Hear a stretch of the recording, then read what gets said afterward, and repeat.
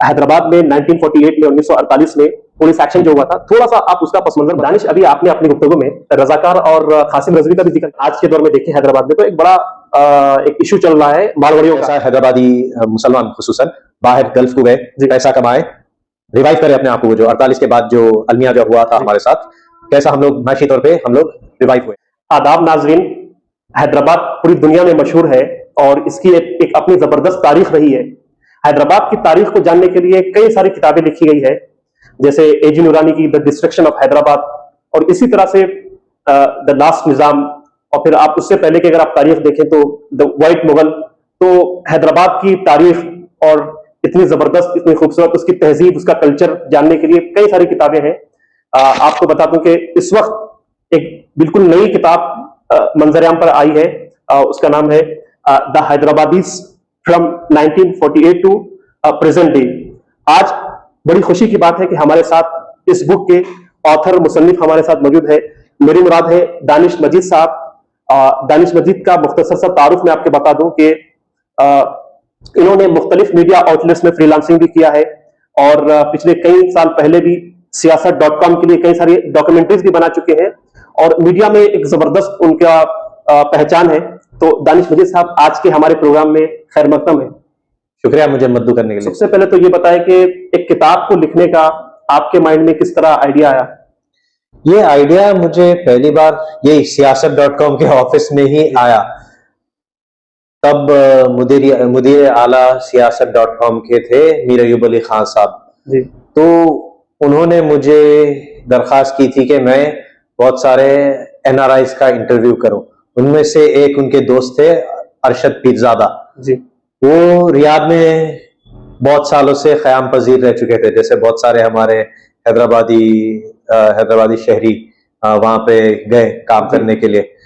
तो वो जब वापस आए माशाल्लाह से एक अच्छा करियर खत्म करके यहाँ पे एक स्कूल शुरू करे थे माउंट मर्सी जी। और उनके साहिबजादे भी जो है सैयद मोहम्मद, उन्होंने हिंदू के एक मारूफ सहाफी है, टाइम्स ऑफ इंडिया के लिए भी काम कर चुके हैं। तो अयूब अंकल मुझे बोले थे कि अरशद साहब का इंटरव्यू लो, ऐसा हैदराबादी मुसलमान खुसूसन बाहर गल्फ को गए, पैसा कमाए, रिवाइव करे अपने आप को। वो जो 48 के बाद जो अलमिया जो हुआ था हमारे साथ, कैसा हम लोग मैशी तौर पे हम लोग रिवाइव हुए। हम लोग 48 में हमारे साथ जो हुआ, मैशी तौर पे हम लोग कमजोर हो गए थे, सियासी तौर पे कमजोर हो गए थे। हम लोग को अपनी स्ट्रगल बयान करने का है, क्योंकि बहुत सारे ऐसे अनासर हैं आजकल जो हमको हमारे ऊपर वो वाकयात फिर से मुसल्लत करना चाह रहे, जो अलमिया जो हमारे साथ हुए। So he said we need those stories to be told. तब मेरे दिमाग में आया था कि these stories they're out there. बहुत सारे ऐसे किस्से हैं, बहुत सारे लोगों के फैमिली में पुलिस एक्शन की वजह से नुकसान हुआ, फिर गल्फ जाके वापस अपने आप को फिर से मजबूत करके एक अच्छे मरहले पे आए। तो इस तरह से आपने कई सारी स्टोरीज को कलेक्ट करके एक किताब की शेप में दी। किताब का अगर हम टाइटल नाम देखें तो उसके एक हिसाब से दो हिस्से हैं, from the 1948 to the present day. तो अब सवाल ये होता है कि हैदराबाद में 1948 में 1948 में पुलिस एक्शन जो हुआ था, थोड़ा सा आप उसका पसमंजर बताएं। पुलिस एक्शन या उसको ऑपरेशन पोलो भी कहते हैं, उसका थोड़ा सा पसमंजर बताएं। जो पुलिस एक्शन कहा जाता है आज भी, और उसका दूसरा नाम भी जो है ऑपरेशन पोलो, जब हिंदुस्तान आजाद हुआ था और बंटवारा भी हुआ था, आजाद होने के साथ पार्टीशन भी हुआ हिंदुस्तान का, वो हिंदुस्तान में बहुत सारे ऐसे शाही रियासत थे जी, जो डायरेक्टली ब्रिटिश के जेर इंतजाम नहीं थे। ये शाही रियासतों को मैं पूरी तौर से खुद मुख्तार नहीं बोलूंगा, सेमी इंडिपेंडेंट बोल सकते, इंटरनली ऑटोनोमस बोल सकते, कि ऐसे बहुत सारे सिफात थे ये शाही रियासतों में, which kind of make it look like a independent country। जैसा हैदराबाद में एक हमारी करेंसी थी, एक पोस्टल सिस्टम था, लेकिन अंग्रेजों की बालादस्ती एक हिसाब से हमेशा से थी जी। तो फिर जब अंग्रेज निकले 47 में, तो ये शाही रियासत के ऊपर बहुत सारे सवाल उठे उनके मुस्तकबिल के मुताबिक। चॉइस था उन लोगों को कि आजाद रहे, हिंदुस्तान से इलाक करे या पाकिस्तान से। लेकिन हैदराबाद एक ऐसी रियासत थी जो लैंडलॉक थी, जी आजाद होने का सवाल ही नहीं पैदा होता। तो निजाम सरकार भी जो थे वो भी आजाद रखना चाह रहे थे, लेकिन बहुत सारे तहरीक भी चल रहे थे हैदराबाद में। जी तेलंगाना के अजला में एक बाय बाजू तहरीक चल रही थी, जी वो बहुत सारे जागीरदारों के खिलाफ थी, और वो जागीरदार वो हिंदू भी थे। लेकिन एक दूसरी तहरीक भी थी, वो हैदराबाद स्टेट कांग्रेस की। ओके उसका ज्यादा प्रेजेंस था मराठवाड़ा अतराफ के रीजन में। एग्जैक्टली, मराठवाड़ा और हैदराबाद कर्नाटक जो आज कहा जाता है, ये सब निजाम के रियासत के हिस्से थे ये, लेकिन आज महाराष्ट्र और कर्नाटक के हिस्से में है। जी तो स्टेट कांग्रेस थी के बोल रही थी कि हैदराबाद इंडिया से इल्हाक। जी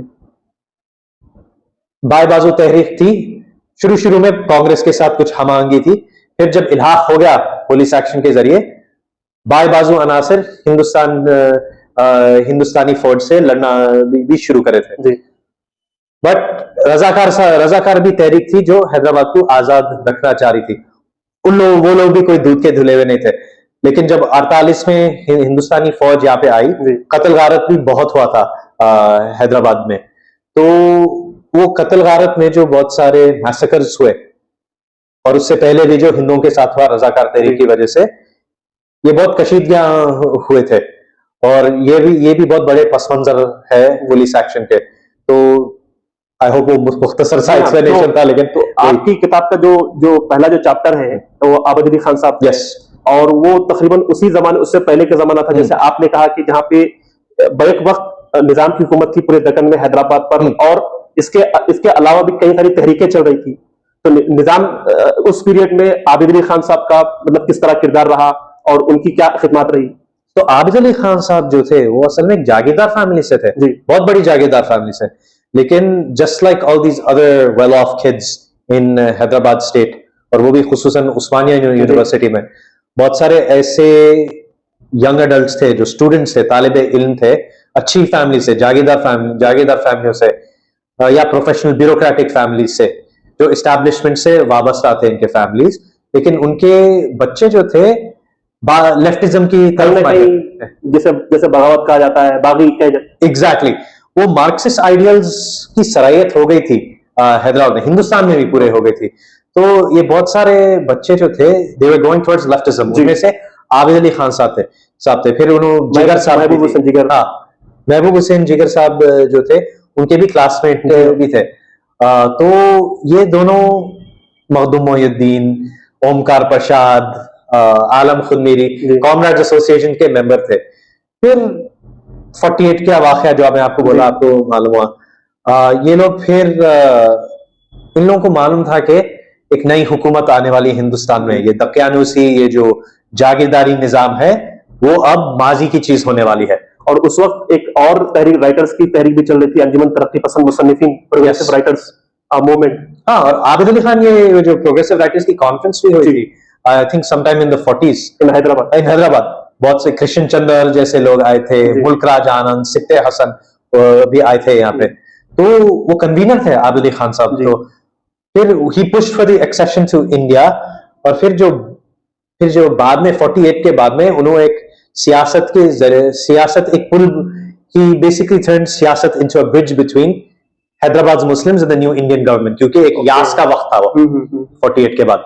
यानी जो हालात थे बिल्कुल इमरजेंसी की तरह थे, और उन्होंने सियासत के जरिए एक प्लेटफॉर्म कायम किया ताकि रीऑर्गेनाइज हो, ताकि बेहतर हो सके। एग्जैक्टली, मुसलमान को, हैदराबादी मुसलमान को ये मालूम होना कि वो भी ये नए आजाद हिंदुस्तान का एक बराबर का हिस्सेदार है। जी, थोड़ा सा आप ना ये बताइए कि उस वक्त जो मूवमेंट चल रहा था लेफ्टिस्ट का या फिर मार्क्सिस्ट का, तो उसका यानी वो पूरे सिस्टम के, पूरे निजाम वक्त के खिलाफ थे, या उनका क्या मकसद था? उनका मकसद ये था कि ये जो जुल्म हो रहा था तेलंगाना के अजला में जागीरदारी के नाम पर, एग्जैक्टली, और first level of feudal lords, it was Hindus. जी, जैसा विष्णु रामचंद्र रेड्डी, दोरा बोलते थे इन लोगों को। तो ये लोग का जो जुल्म तशद्दुद था बहुत सारे विलेजर्स पे, और सिर्फ हिंदुओं पे तशद्दुद नहीं था, बाज मुसलमान है जो जो पिसे गए थे ये जागीरदारी निजाम के नीचे। अपनी किताब में मैं शेख बंदगी का भी जिक्र करता हूं मैं उसमें ना, तो दे वर अगेंस्ट दैट। फिर 48 में इल्हाक हो गया, इंडियन फोर्सेस मार्च इन हुए और बोला जाता है कि फौज आई, उनका एक दूसरा मंशा ये भी था कि ये तहरीक को कुचलना जो तेलंगाना के अजला में हुई।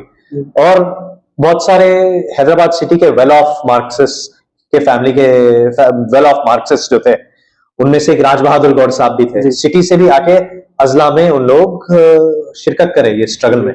जब इस तरह के हालात थे 48 में, तो एक आपकी किताब का एक चैप्टर है और उसका एक कैरेक्टर है बड़ा हलीमा भी, जिनके पोतरे का आपने उनको सेंटर रख के पूरी स्टोरी बनाई है। उमर फारूक।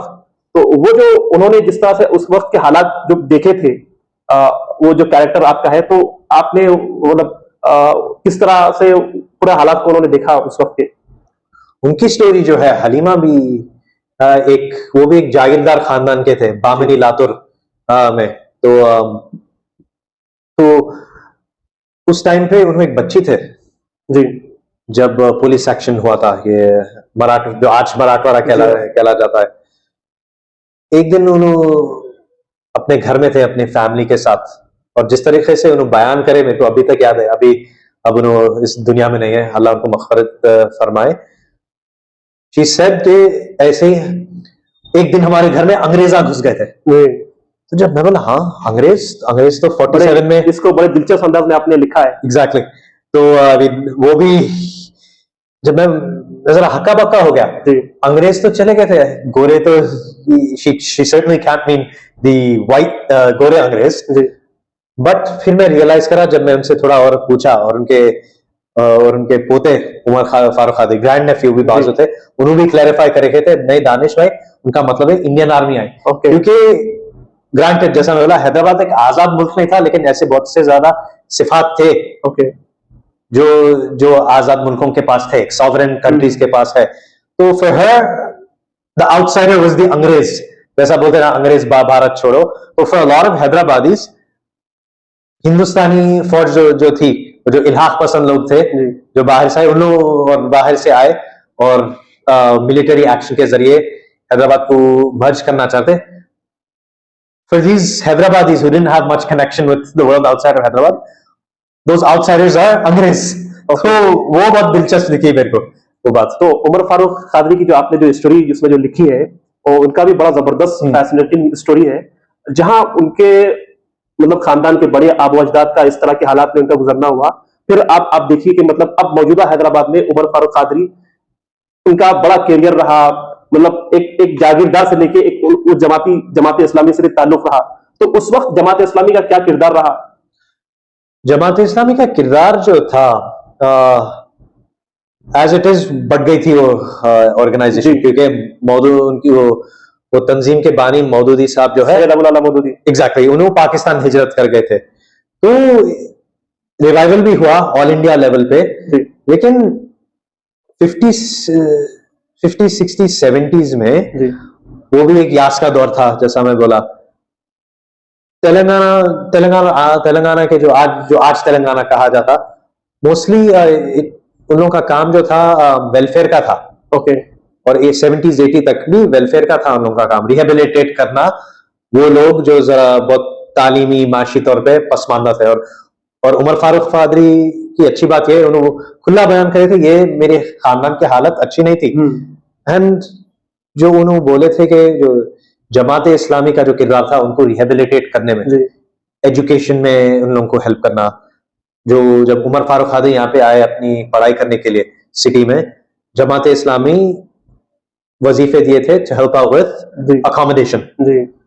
एंड ऑल्सो उनके फादर भी एक जमात इस्लामी के मेंबर, और उनका सूफी बैकग्राउंड भी था। बट वो जागीरदार बैकग्राउंड और वो सूफी बैकग्राउंड, उसको नजरअंदाज करना पड़ा। और उसके जरिए और थोड़ा जमात इस्लामी के टीचिंग से, जब उनके दावा से और उनके हेल्प से उमर फारूक कादरी के खानदान को मालूम हुआ कि वो जो थोड़े जागीरदारी जो क्वालिटीज जो थे उनमें, तौर तरीके कितने अनइस्लामिक भी थे। तो एजुकेट करना और रिहेबिलिटेट करना, और उमर फारूक कादरी को एक वो एक अच्छा स्पीकर बनाना। ओके। जूनियर एसोसिएट्स बोल के एक था उन लोगों में। उनका SIO से भी वो associate. Exactly. The reason he attributes his good speech making ability, और स्टूडेंट लीडर तो रह चुके हैं, I'm sure you know। जी हाँ, और मानो ने भी सदर भी रह चुके हैं स्टूडेंट्स यूनियन के। He attributes that speech making ability to the Jamaat Islami's junior associates speaking sessions। Okay। तो ये था बहुत सारे, this was one of many activities of the Jamaat Islami during that time। तो आपने यहाँ पे जैसा अभी आप नाम जिक्र किए जमात इस्लामी के बानी अबुल आला मौदूदी, उस किताब में आपने लिखा है कि उस वक्त के हालात को देखते हुए उन्होंने कासिम रजवी को एक खत भी लिखा था कि देखिए उस वक्त के हालात के हिसाब से आप दूरंदेशी से काम लेते हुए Yes। अगर मर्ज होना हो सकते हैं तो हो कीजिए। तो वो जो उन्होंने जो लेटर लिखा था उसका थोड़ा सा मुख्तसर सा पस मंजर बताएं। वेरी गुड क्वेश्चन, बहुत अच्छा सवाल पूछे आप। पर ये किताब की मैं among the most important, if not one of the most important piece nuggets of history मैं मानता हूँ कि बहुत सारे ऐसे छोटे मोटे वाकयात का जिक्र है जो लोगों को मालूम नहीं था जो किताब में, लेकिन ये आप जो बोले वो खत के बारे में I consider it very important। और वो खत का लब्बे लुबाब असल में ये था कि आप वो लब्बे लुबाब था कि वो उसमें वो मशवरा था मौदूदी साहब का कासिम रजवी को कि आप जल्द से जल्द इल्हाक कर लीजिए। ये 47 के अतराफ लिखा गया था ये खत। उन्होंने बोले थे कि देखिए अब जमहूरियत का दौर आने वाला है और सर गिने जाएंगे, और जिसके ज्यादा सर है रुझान और जरा थोड़ी तरजीह उसको भी दिए जाएंगे। इट्स डेमोक्रेसी बोलते हैं ना, मेजॉरिटी वोट्स जो बोलते हैं। तो उन्होंने क्या बोले थे कि जल्द अज जल्द आप थोड़ा दावा का भी काम करिए। अच्छा। उन्होंने ये भी बोले थे कि जो भी शरफा अमीर तबका है, शाही हो या जागीरदारी, वो लोग नई हुकूमत के साथ समझौता करके अपने जागीरों को कायम और महफूज रखेंगे, लेकिन खमियाजा भुगतना पड़ेगा ये एंटी एक्सेशन मूवमेंट का लोगों को। तो जल्द अज जल्द एक्सेशन का मशवरा दिए थे मौदूदी साहब उनको। बट कि अपॉइंटमेंट लेके भी अपने दो बंदों यहाँ पे हैदराबाद में जो दो एक थे, नाम बोल रहा हूं मैं, वो दो बंदों को खत दिए और अपॉइंटमेंट लिया गया था कासिम रजवी से, लेकिन जब वो दो बंदे गए खत देने के लिए they were turned away। Danish, अभी आपने अपनी गुफ्तगू में रजाकार और कासिम रजवी का भी जिक्र किया, थोड़ा सा उनका बैकग्राउंड बता, क्योंकि हैदराबाद की तारीख तहजीब का जब भी कहीं भी जिक्र आता है तो ये इसके बारे में भी बात होती है। कासिम रजवी जो थे उन्होंने लातूर के रहने वाले थे। उनका अगर आप पस मंजर देखे, उनका बैकग्राउंड देखे, अक्टूबर कोबल के किताब मोहम्मद हैदर में हैदर साहब जो थे उन्होंने उस्मानाबाद में कलेक्टर थे। He says that Qasim Razvi was of a जरा तो कुछ शेडी बैकग्राउंड के थे, लॉयर भी थे, लेकिन ग्रेट स्पीकर। मतलब उनके बयान जो थे बहुत इश्तियाल थे, लेकिन एक इश्तियाल अंगेज थे, लेकिन एक फसाहत और बलागत भी थी उनके बयानात में। तो उन्होंने जो मजलिस इत्तेहादुल मुस्लिमीन के जो सदर बने थे, उनके उसके चीफ बने थे। और आजकल हम लोग देखते हैं कि कासिम रजवी के बारे में बहुत सारा जो मनफी जो प्रोपेगेंडा जो बोला जाता है, सही है बहुत हद तक, but at the same time अगर आप मोहम्मद मजहरुद्दीन की किताब जो पढ़े एक जवाले हैदराबाद बोल के, उसमें हाँ कुछ ज्यादा ही कासिम रजवी को कुछ थोड़े उनके मनफी क्वालिटीज कुछ ज्यादा ही नजरअंदाज किए, बट उसमें एक कुछ सारे हकायक भी है जो आजकल लोगों को नहीं मालूम। मसलन रजाकार में सिख भी रहते थे, even certain non Muslims are part of Razakar. और अजला में जो आप सवाल पूछे ना पहले, जो डिस्ट्रिक्ट्स में जो रिबेलियन हुआ था, ये हिंदू जागीरदार रजाकारों को भी इस्तेमाल करते थे। अब आजकल आप देखते हैं ना प्रोपेगेंडा में जो मुसलमान रजाकार, मुसलमान जागीरदार, मुसलमान शाही हुकूमत हिंदुओं को पिसती थी, लेकिन उसमें यह पहलू भी है कि वो हिंदू जागीरदार मुसलमान रजाकार को इस्तेमाल कर रहा था ये रिबेलियन को कल करने के लिए। फिर ये MIM भी जो पुलिस एक्शन की तरफ जो वक्त जाता गया, MIM जो फाइज हुई हैदराबाद की हुकूमत पे, और निजाम साहब भी कुछ ज्यादा ही आई थिंक छूट भी दे दिए थे कासिम रजवी को, या अगर आप ये भी नहीं मानना चाह रहे, उन्होंने कंट्रोल तो भी नहीं कर सक रहे थे। बट उनकी एक आजाद फौज इस तरह से कुछ थी। द मिलिशिया वाज दी रजाकार जी, एक मिलिटेंट विंग जो बोलते हैं। हैदराबाद की एक अलग फौज भी थी, वो एक हैदराबाद मिलिट्री अलग थी। बट उसका रजाकारों से ताल्लुक था, या पुलिस एक्शन के वक्त थोड़े कुछ ये रजाकार शायद लड़े होंगे ये फौज के साथ, हिंदुस्तानी मिलिट्री के खिलाफ। लेकिन जहां तक मेरा मानना है, एक अलग टोटल फौज नहीं थी, एक मिलिटेंट विंग था उन लोगों का, बट नॉट एक कंट्री का एक फौज जो रहता वैसा तो नहीं था। ओके, अच्छा, अब हमारा सवाल यह है कि उस वक्त इस तरह के हालात थे, सियासी, मजहबी और तहजीबी, इस तरह के। उस जमाने में अब आप आइए, अगर 50 के बाद या 60 के आसपास एक बड़ा एक रुझान चला मशरिक वस्ता में जाने के लिए, मिडिल ईस्ट में जाने के लिए, फिर वेस्टर्न कंट्रीज में। तो इसकी एक मिसाल अय्यूब अली खान बहुत बड़ी मिसाल है, और उन्होंने जो शोबा जो इख्तियार किया था, जो अपने लिए एक पैशन के हिसाब से उन्होंने मिडिल ईस्ट में जाके एक जर्नलिस्ट अपना नाम कमाया था, उसकी सारी स्टोरी आपने अपनी बुक में पूरा डिटेल में आपने बहुत ही इंटरेस्टिंग अंदाज में आपने बताया। थोड़ा सा आप हमारे ऑडियंस को भी इस बारे में बताएं। तो अय्यूब अली खान साहब जो है, इंग्लिश मीडिया के मंजर पे अगर हैदराबाद का वो पुराना कल्चर, जी, चाहे वो निजाम के एंटीक्स हो, या चौक के पुराने बुक स्टोर्स के बारे में हो, या जस्ट ओवरऑल हिस्ट्री, जो आसफ जाही हिस्ट्री, इवन कुतुब शाही हिस्ट्री, जो इंग्लिश मीडिया के पस मंजर में मिसिंग था 48 के बाद, वो अय्यूब अली खान साहब रिवाइव करे थे। And he did this because he saw this gap, एक खला देख लिए थे उन्होंने। जब उन्होंने सऊदी अरब से वापस आए थे, पहले फिर उन्होंने थोड़ा फ्रीलांस कर रहे थे दक्कन क्रॉनिकल के लिए, कुछ हैदराबाद सेंट्रिक स्टोरीज, वो हिस्ट्री के सेंट्रिक स्टोरीज। फिर वो टाइम पे जो मुदीर थे AT Jayanti, she was intrigued by all this freelance stories about Hyderabad coming in. फिर उनको परमानेंटली हायर कर दिए थे दक्कन क्रॉनिकल में। लेकिन उससे पहले जो आप सऊदी अरब का वो जो हिजरत जो हुई, ये Times of India Deccan Chronicle Ayub Ali Khan sahab का वो जो अहद था, वो बात था। उससे पहले जो था, एज यू करेक्टली सेड, बहुत सारे हैदराबादी मुसलमान जा रहे थे अपनी मायशी हालात को मजबूत फिर से करने के लिए। बहुत सारे रिमिटेंस जो थे हैदराबादी मुसलमान बेचते थे बतौर इलेक्ट्रिशियन या तो व्हाइट कॉलर इंजीनियर जॉब।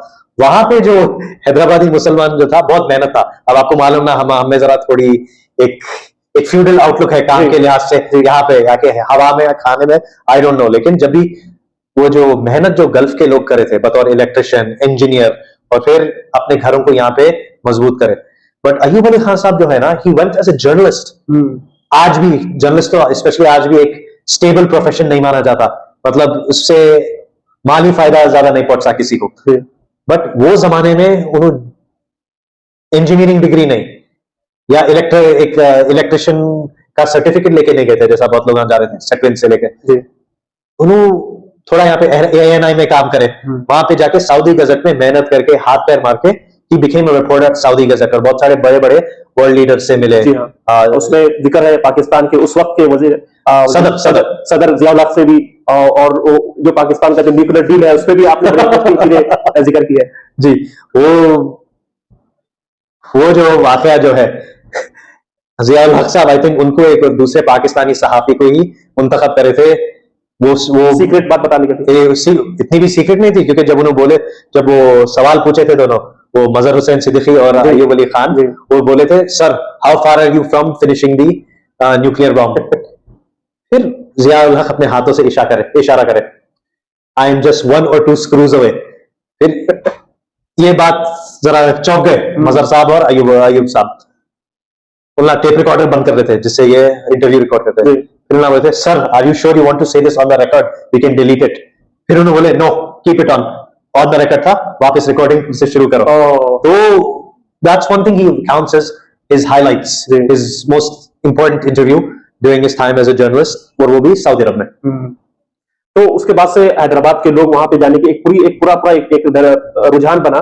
थोड़ा सा आप ये भी बताइए कि एक तो रीजन ये था कि इस वक्त पुलिस एक्शन हुआ था, और बिल्कुल एक अनसर्टेनिटी थी, और नए तरह के हालात पेश थे, और कौन से फैक्टर्स हो सकते हैं जो मतलब एक कह सकते हैं कि वो जो दौर चला उसके बाद से हैदराबाद के लोग वहां पे जाके खूब मेहनत किए, फिर से यहाँ पे रिसेटल होने लगे, या तो दोबारा आकर के, या फिर उनके खानदान इस तरह के हालात देखने के बाद एक नई तब्दीली को अपने आप में वो लोग कंफर्ट महसूस करने लगे।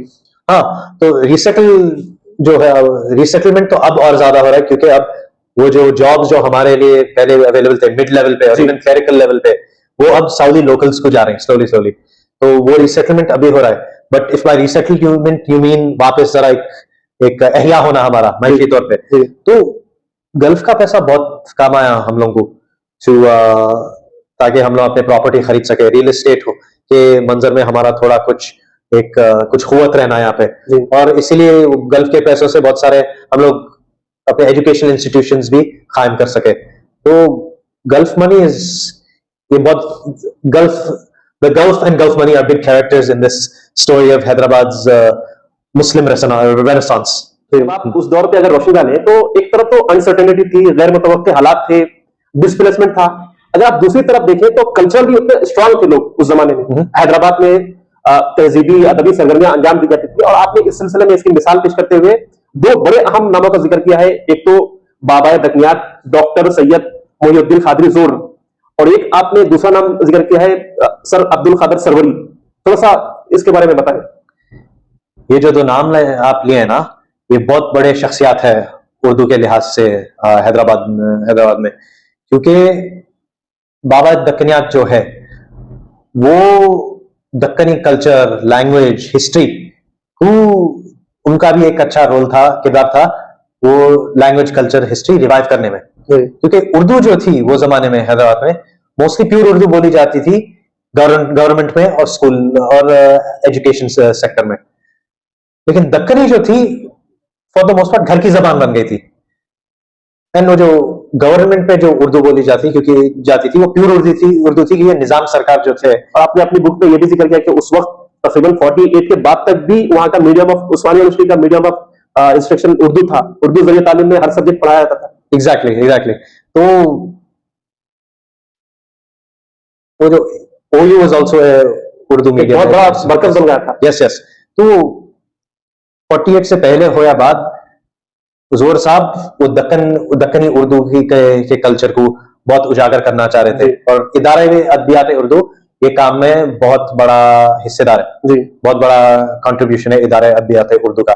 उसके बानी ना सिर्फ जोर साहब भी थे, बहुत सारे दूसरे लोग थे, जिनमें से एक का नाम है अब्दुल कादिर सरवरी। तो दक्कनी लैंग्वेज और कल्चर तो एक है। फिर 48 के बाद जो उस्मानिया यूनिवर्सिटी भी एक इंग्लिश मीडियम इंस्टीट्यूशन बन गया। सिर्फ उस्मानिया यूनिवर्सिटी नहीं, बहुत सारे दूसरे इदारों में उर्दू हटाया जा रहा था। ओके। और ही न्यू दैट जो सरपरस्ती उनको जम्मू कश्मीर में मिलेंगी अपने काम के लिए, वो आंध्र प्रदेश हैदराबाद में तो नहीं मिलेंगे। तो इसलिए वो गए थे और शोबा उर्दू के सदर भी बने थे कश्मीर यूनिवर्सिटी में। और वहां पे उन्होंने बहुत सारे नए कश्मीरी उर्दू राइटर्स को के टैलेंट को मंजर आम पे लाए। फिर जब उनका इंतकाल हो गया, अब्दुल कादिर सरवरी साहब टुक ओवर। मोर और लेस सेम रोल था उनका। तो आई विश के आजकल के हैदराबाद के जो उर्दू के बहुत सारे नामवर अदीब है, ये दोनों शख्सियात से बहुत कुछ आई थिंक बहुत कुछ जरा सीख सकते हैं इन टर्म्स ऑफ एक नई नस्ल को आगे बढ़ाना। जी, आपने उस चैप्टर में इस बात का भी जिक्र किया है कि 50s और 60s में उस वक्त हैदराबाद कल्चरली पूरा सब कॉन्टिनेंट का एक मरकज समझा जाता था, खासतौर पर तंज़ निज़ाम वगैरह। और फिर इदारे अदबियात उर्दू का बड़ा किरदार रहा। फिर एक नाम आता है जिंदा दिलान का, आपने उसका भी जिक्र किया। और आखिर में बड़ा इंटरेस्टिंग अंदाज में आपने जोर साहब के फर्जंद जो रफी साहब जो है उनको कोट करते हुए लिखा कि वो जज्बा आज के जमाने में उस जमाने में नहीं था। तो क्या मुमकिन है कि उस तरह की सरगर्मियां आज भी एक उर्दू माशरा एक अपने आप को एक इसके अंदर एक निशात सानिया एक I will just say this, अगर कुछ अंदरूनी इस्लाह हुआ उर्दू के इन हलकों में और ये हैदराबाद के पूरे उर्दू निजाम में, तो शायद वो हो सकता, बट बशर्ते के वो अंदरूनी इस्लाह। बुक में आपकी एक और किरदार है बड़ा इंटरेस्टिंग, बहुत ही दिलचस्प, अली आदिल खान का। आपने टाइटल में ही बता दिया कि डबल माइग्रेशन हैदराबाद से कराची फिर और फिर इधर। अच्छा, इस चैप्टर में आपने एक और इशू कह लीजिए या फिर एक और मसले पे आपने बड़ी अच्छी बहुत ही बैलेंस गुफ्तगू आपने की है मुल्की और गैर मुल्की को लेकर के। वो किस तरह रहा, उसका पस मंजर क्या है? मुल्की और गैर मुल्की का जो स्ट्रगल था एक जमाने में, sometimes it is seen as the early predecessor to the Telangana struggle. और ये मुल्की गैर मुल्की का जो है 52 में हुआ था, जब मद्रास प्रेसिडेंसी से बहुत सारे तेलुगु स्पीकिंग लोग गवर्नमेंट के ओहदे पे एकेडमिया में ओहदों पे कुछ ज्यादा ही फाइज हो रहे थे। एंड लोकल्स को ज्यादा कुछ नहीं मिल रहा था। क्योंकि अभी तक आंध्र प्रदेश बना नहीं था 56 में। अच्छा। 52 में ये मुल्की का स्ट्रगल शुरू हुआ था। तो anybody who is basically from the Nizam state 48 से पहले जी। वो एक मुल्की कहा जाता था, चाहे वो मुसलमान हो या हिंदू। ओके, तो सब शामिल थे उसमें? सब शामिल थे उसमें। और 52 में जब ये सब ये जब मुल्की स्ट्रगल हुआ, that was one of the first iterations of the outsider versus insider conflict in post independent Hyderabad. तो ये ऐसे कॉन्फ्लिक्ट्स बहमानी के जमाने में भी होते, कुतुब शाही के भी जमाने में होते, निजाम के भी जमाने में होते। अरे निजाम सरकार नॉर्थ इंडिया के कायस्थ या मुसलमानों को क्यों बुला रहे हैं, हम लोगों को जॉब्स क्यों नहीं मिल रहे। ये हर मुल्क में होता, हर सिटी में होता, हर स्टेट में होता। तो फिर उसके बाद जो तेलंगाना का 1969 स्ट्रगल आया ना, that was the ultimate call for a separate state and say Andhra वाले हमारे एस्टैब्लिशमेंट के पोजीशन से निकल जाओ, we want our own state। Okay, but वो कामयाब नहीं हुई। फिर वो रियासत वापस कायम, वो रियासत नहीं, वो नई रियासत की एक अलग रियासत की जद्दोजहद वापस शुरू हुई 2004 में, जब टीआरएस पार्टी बनी। केसीआर टीडीपी से हटके तेलंगाना राष्ट्रीय समिति बना लिए। फिर 2009 में स्ट्रगल को एक नया फिलिप मिला जी। फिर एज वी नो 5 साल 2014 में एक अलग से स्टेट का 5 साल बाद एक नई रियासत बनी। एंड अल्टीमेटली ये जो रियासत बनना या रियासत का struggle, it has a lot to do with what happened in 48। तो इसीलिए मैं किताब 47 टू प्रेजेंट डे सिर्फ अगर एक अहद पे, एक टाइम पीरियड पे फोकस करें ना, तो you don't get to see how the past shapes the future and how the future in a way is responding to the past, right? तो अगर सिर्फ 48 के बारे में oral histories लिखता था, I think that would have been a good book. I would even love to do that, लेकिन क्या है, वो first hand stories बहुत कम है आजकल 48 में। तो इसीलिए अगर ये दूसरे इवेंट्स भी ला लिया ना, तो थोड़ी और हमागिर कहानी बनती थी। बिल्कुल। तो आपकी किताब की खास बात यही है कि उसमें आप देखिए, अब दूसरी और जो किताबें हैं उसमें 48 से पहले या फिर 48 के आसपास पूरे सेक्शन पे ज्यादा फोकस किया गया था। ये एक बड़ा अहम प्लस पॉइंट है आपकी किताब का। अच्छा, आपने कायस का जिक्र किया और राज बहादुर गौर पे पूरा एक चैप्टर है, और उसमें एक पहलू ऐसा भी आएगा कि उस वक्त निजाम जो आजकल जो प्रोपेगेंडा किया जाता है कि हुकूमत करने के जो अराकीन थे, जो वज़रा थे, सिर्फ मुसलमानों को तरजीह दी जाती थी, जबकि हम देखते हैं कि उस जमाने में कायस और दूसरे हिंदू भी जो है हुकूमत के बहुत करीब थे, उन लोगों के पास भी बड़े ओहदे थे, वो सब मिलकर कर रहे थे। तो आप इसके बारे में थोड़ा सा बताएं। हाँ, बात तो सही है कि गवर्नमेंट जॉब्स पे मुसलमानों की कुछ इजारादारी थी। Most of the land, most of feudal class was Muslim. ये तो ये मान सकते हैं। उमर खालिदी साहब लिखते हैं अपनी ये किताब हैदराबाद आफ्टर द फॉल में। बट जैसा आपसे, ये भी एक दूसरी सही बात है कि बहुत सारे हिंदू हैदराबादी जो थे वो कोऑप्टेड थे बाय द एस्टैब्लिशमेंट। उनके बगैर ये हुकूमत चल ही नहीं सकती थी। कायस जो थे, बड़े बड़े मिनिस्टर थे, एकेडमिक्स भी थे, ब्यूरोक्रेट्स थे, एंड ब्रह्मो खत्री, महाराजा किशन प्रसाद कहते हैं कि वो ब्रह्मो खत्री। और जैसा मैंने जिक्र किया था, अजला में हुकूमत किसकी चलती थी? रेड्डीज, राउज, वेलमास। ओके, तो ये सब मतलब हुकूमत वक्त के रिप्रेजेंटेटिव।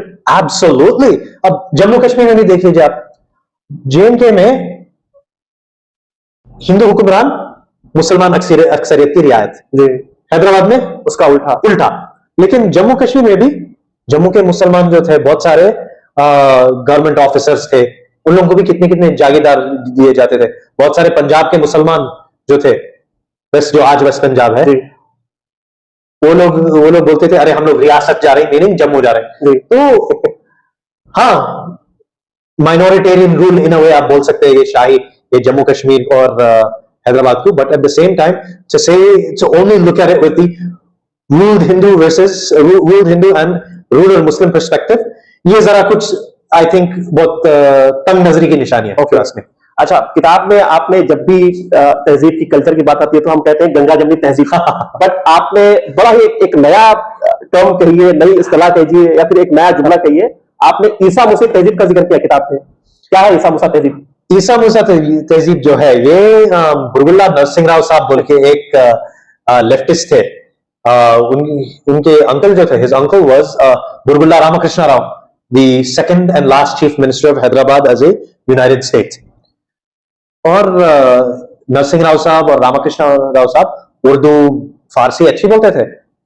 रामकृष्ण राव साहब की फारसी तो और अच्छी थी, उन्होंने तो 7-8 जबान बोलते थे, जिसमें से अरबी, हिंदी, फारसी, उर्दू, इंग्लिश, मराठी, और नरसिंह राव साहब भी उर्दू अच्छी बोलते थे। तो एक बार एक तेलंगाना रिसोर्स सेंटर का एक टॉक था, this was a little before, I think Telangana बनने से थोड़ा बाद या से पहले या दौरान, बट 2014, 14, 15, 16 के टाइम पे ये था, एक टॉक हो रहा था वहां पे। तो उनका एक अच्छा सेंटेंस था कि गंगा जमुना वो तो नॉर्थ में है, यहाँ पे ईसा मूसा है। तो then I thought why not Isa Musi तहजीब, क्योंकि गंगा जमनी तहजीब कॉन्सेप्ट अच्छा है, there is nothing wrong with it, but I just feel कि गंगा जमुना जो है वो नॉर्थ के है, हमारे पास ईसा मूसी है, तो why not use Isa Musi instead of ये जो ईसा मूसी जो अल्फाज है, मतलब एक दो नदियों को रिप्रेजेंट करता है, यहाँ पे कल्चर को रिप्रेजेंट करता है। Exactly. I mean, Ganga Jamna जो मिलते हैं, it's to show the confluence of our cultures. And likewise, we've had similar confluences of cultures, languages, religions in Hyderabad. Granted, it might not have always been pretty, but ये जो Deccani culture जो है, ultimately it's a mix of Urdu, Telugu, Marathi. आप उसको pure Urdu भी नहीं बोल सकते, प्योर हिंदी भी नहीं बोल सकते, और प्योर तेलुगु भी नहीं बोल सकते उसको। तो ये सब मल्टी कल्चरलिज्म को ये वर्ड, ये इस्तेलाह रिप्रेजेंट करती है। Yes, absolutely. And I'm glad that I was able to incorporate that, क्योंकि गंगा जमुना तहजीब जो बोलते हैं ना, it's a good term, and I love how it represents with North India का culture, और बहुत fascination है मेरे को culture से, but I feel you cannot, well at least you should not transplant Ganga Jamuna तहजीब into the Deccan, not because it's a bad thing to transplant, but अपनी एक कुछ मुनफरिद शनाख्त है। आप कायस के बारे में बात कर रहे थे, अगर आज के दौर में देखें हैदराबाद में, तो एक बड़ा एक इशू चल रहा है मारवाड़ियों का। इसके हिस्टोरिकल बैकग्राउंड क्या है, इसका पस मंजर क्या है, मारवाड़ी इसका मतलब हैदराबाद का क्या ताल्लुक रहा? अरे आजकल ये बोला जा रहा है कि Marwari go back to Rajasthan, go back to Gujarat. अब क्या कोट एंड कोट लोकल जो नाम नेहाद लोकल्स है, और क्या ये नाम नेहाद आउटसाइडर मारवाड़ी के अंदरूनी खजिए है, वो नहीं मालूम। I won't comment too much about that. However, your question about the history of Marwadis and what their links are to Hyderabad, मैं links नहीं बोलूंगा, generational ties बोलूंगा मैं, है उनके है हैदराबाद से। Okay. थर्ड फोर्थ निजाम के जमाने से उन लोग फाइनेंसर्स रहे हैं। एक हैदराबाद कंटिंजेंट से बोल के एक मिलिट्री फोर्स थी जो ब्रिटिश बनाए, अब निजाम साहब उसके पैसे नहीं दे सक रहे थे, तो who became the currency? The British. But third Nizam और फोर्थ निजाम उन लोगों को मालूम था कि ब्रिटिश से और उनके वफादार और ट्रस्टवर्दी कौन है, ये मारवाड़ियां। तो 1800 से ये बहुत सारे ट्रेडर्स आए और फाइनेंसर्स बने, not just for the Hyderabad government but for various nobles as well. तो and they've been in areas like Begum Bazaar and other areas of old city ever since. और एक दूसरा वाकया मैं बताता हूँ मारवाड़ियों का, ये एक सीनियर सहाफी मुझे बोले थे, वो सीनियर सहाफी बीइंग अयूब अली खान, उन्होंने बोले थे मेरे को कि जब उन्हें एक इंटरव्यू करने गए थे कुछ हैदराबादी मारवाड़ियों का ओल्ड सिटी में, ये जो बहुत सारे जो शॉप्स जो है, jewellery shops exactly on the road leading to Charminar, they are Marwari owned for the most part. Ayub uncle ये बोले थे कि that these Marwaris they told him कि उनके आबा अजदाद एक वक्त में सब मिलके इकट्ठे होके गए, वो वक्त निजाम सरकार के पास पहुंचा, and then they made a request to the Nizam sarkar, जब भी आप शहर से गुजरे, यहां से आए, क्योंकि किंग कोठी में रहते थे ना निजाम, जब भी आप यहां से गुजरे आए, आपकी नजर सोने और गहने पे पड़ना। निजाम बोले बस इतनी सी बात। एंड दादो देश वाले तो थे ही आला हजरत, जितने भी उनके फ्लॉज हो, सियासी दूरंदेशी जो नहीं भी थी उनमें एक म्यूनिफिसेंस थी, एक दरिया दिली थी। He obliged his Marwadi subjects. He said, कोई बात नहीं, उनको मल गया, खोके दे दिए थे उनको। And today those shops still stand on that road leading to Charminar. और अगर आप तिबारुमल शोरूम्स की वेबसाइट पे देखो, या बहुत सारे दूसरे मारवाड़ी ओन ज्वेलरी स्टोर्स के वेबसाइट्स देखो, उनके अबाउट अस सेक्शन में you'll see the pride that these Marwadis have in providing jewelries, gems to the royalty and nobility of Hyderabad.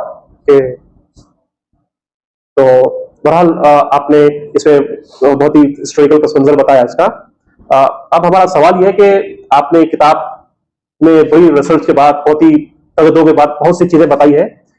At present Hyderabad 48 से लेकर अब तक एक बड़ी तब्दीलियां गुजरी, बहुत से चेंजेस आए, आपका उसको किस नजर से देखते हैं? ओह, ये भी एक हमागिर सवाल पूछे आप। 48 के बाद हैदराबाद का एक दौर था, वो जो दौर था हैदराबाद का ट्रांजिशनरी पीरियड था। दिनेश शर्मा साहब जो है उन्होंने एक अच्छी किताब लिखे beyond biryani. Okay, he talks about how Hyderabad एक क्वाज़ी मुगल सेटअप से बनके एक टेक्नोलॉजी हब बना। जी, एक जबरदस्त इंस्टीट्यूशनल हिस्ट्री है वो किताब। तो वो क्वाज़ी मुगल सेटअप से हटके इंडिपेंडेंट इंडिया के इंस्टीट्यूशंस में इंटीग्रेट होना, मतलब कुछ वो गवर्नमेंट सेंट्रिक साइंटिफिक टेम्परामेंट और वो गवर्नमेंट का इनोवेशन दिल्ली से टाई अप करके बहुत सारे नए इदारों को जन्म देना। फिर वी ऑल नो 1991 में लिबरलाइजेशन हुआ, मार्केट्स खुले, और फिर टेक बूम शुरू हो गया। हाईटेक सिटी जो बोलते, Chandrababu Naidu is seen as the person who spearheaded all this. हाँ, बहुत बड़ा पुश दिया, लेकिन चाहे वो निजाम का जमाना हो या न्यू इंडिपेंडेंट इंडिया की गवर्नमेंट जो आ गई हैदराबाद में, वो साइंटिफिक टेम्परामेंट, वो जो एक सरपरस्ती जो थी, ये टेम्परामेंट नर्चर करने के लिए, गवर्नमेंट इंस्टीट्यूशंस बनाने के लिए, टेक्नोलॉजी के लिए, वो नायडू से पहले भी थी। ओके, निजाम सरकार भी सरपरस्ती दिए ऐसे तालीमी इदारों को, साइंटिफिक इनिशिएटिव्स को। But the thing with this progress that's happened, और बहुत सारे बुजुर्ग जो है बोलते थे अब वो सिटी का सोल चले गया, ये बड़े बड़े हाई राइज बिल्डिंग्स आ गए, वो पुराना आर्किटेक्चर, तहजीब हमारी चले जा रही। इवन बुरगुल्ला नरसिंह राव जिनका मैं जिक्र कर रहा था, ही इवन सेड के जुबली हिल्स देखो, ये बाहर वाले एलीट हम हमारे बच्चों को खराब कर दे रहे हैं 5 स्टार कल्चर के साथ जो जुबली हिल्स में है। हाँ, बहुत हद तक सही भी है वो, but I will say this, जो तसव्वुर जवाहरलाल नेहरू करे थे हैदराबाद का, he said Hyderabad is a microcosm of India. Okay, I still feel it's the same way today, क्योंकि आजकल भी बाहर से लोग बहुत आ रहे हैं, despite that recent controversy which you mentioned. फिर भी Hyderabad is a city that's just very welcoming to others.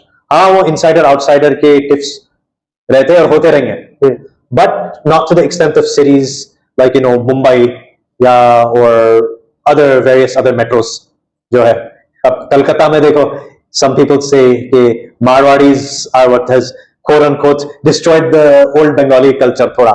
अब वो किस हद तक सही है नहीं मालूम, वो ज्यादा रिसर्च नहीं करा मैं मामले में, but Hyderabad is still a welcoming place and I hope it continues to be so। जी, तो आपने इस पूरी गुफ्तगू में ये बताया कि हैदराबाद आज के दौर में भी एक पूरी दुनिया में मतलब रहने के लिए और जॉब के लिए एक बेहतर प्लेस है। तो बहरहाल नाजरीन, ये हमारी इस किताब the Hyderabadis from 1948 to present day, ये हमारी गुफ्तगू एक मुख्तसर से झलकी थी। आप इस किताब में इस तरह की बहुत ही दिलचस्प और बहुत ही मालूमाती स्टोरीज आप पढ़ेंगे, और मैं बस ऑथर का शुक्रिया भी अदा करना चाहता हूं। और आप ये बताएं कि आपकी बुक कहां अवेलेबल है? Book is available at various book stores all over, online भी आप ले सकते हैं, but do support book stores as well. जी, तो दानिश, आज की इस गुफ्तगू के लिए आपका बहुत बहुत शुक्रिया। थैंक यू, बहुत बहुत शुक्रिया, बहुत मजा आया आपसे गुफ्तगू करके।